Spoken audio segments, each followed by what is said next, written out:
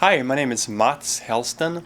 I'm a marriage and family therapist, and I work with both individuals and couples. What really makes couples therapy work is that it offers a different way to work with the issues than the ways that the couple may have already used before they decided to come to therapy.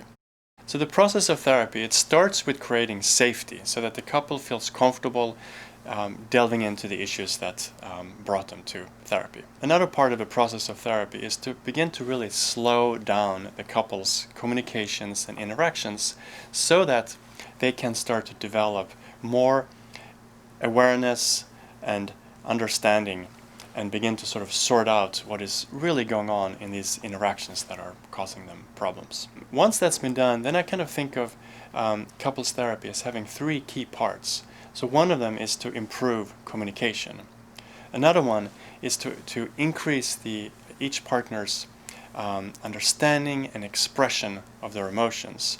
And then a third part is to begin to identify these underlying negative or destructive patterns and find ways to shift out of them. I help couples communicate better by ensuring that their communication is really constructive rather than just repeating old arguments or sort of old familiar positions.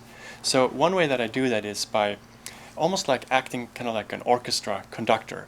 Like I gently guide the conversation so that it stays on a positive and helpful track. And I might, invite a client to like slow down at some point, or a pause, take a time out, or to take turns talking. I may check in with one partner what it was like to hear what the other one said. I might notice a shift in emotion on a person's face. I might just call attention to that and just invite them to take a moment to notice what might be coming up for them.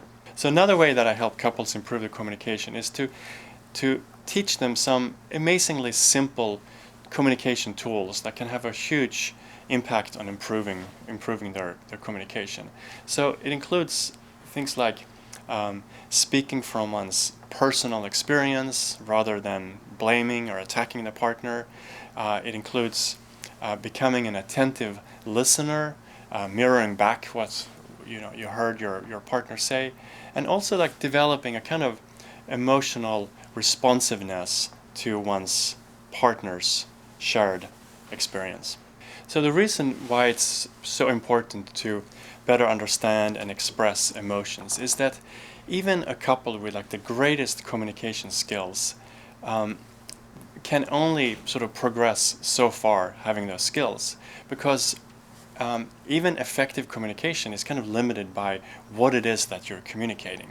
So a key ingredient in sort of improving a couple's relationship is, in addition to communicating better, is to have more access to one's emotions and expressing those emotions so that one is really talking about what is important and what matters. Just like we want our opinions to be heard and to matter, we all also really want our emotions to be understood and appreciated and validated. And that's also because what we all want in a relationship is an experience of a secure emotional connection. Okay, so how do I help couples break out of these circular relationship dynamics? Well, the first step is to begin to develop awareness of those patterns when they emerge. And this is not always so easy because, as you know, the couple, they are in the midst of those patterns, they're acting them out, and it's not always easy to see when you're right in the middle of them. And as part of bringing attention to those patterns is also noticing the triggers that evoke those negative patterns. As the couple begins to develop more awareness, they begin to have a choice and begin to actually like see that pattern as the enemy to the relationship, not the partner as the enemy. And once they begin to have some choice, they can then develop tools to obviously like notice the pattern when it happens, stop the pattern, and choose to engage in new ways that will shift them out of that dynamic.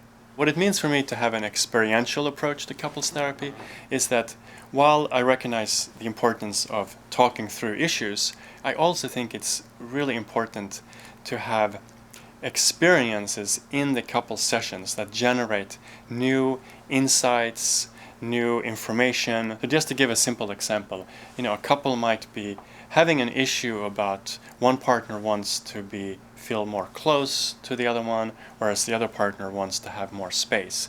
We could sit and talk about that, and that could be very helpful.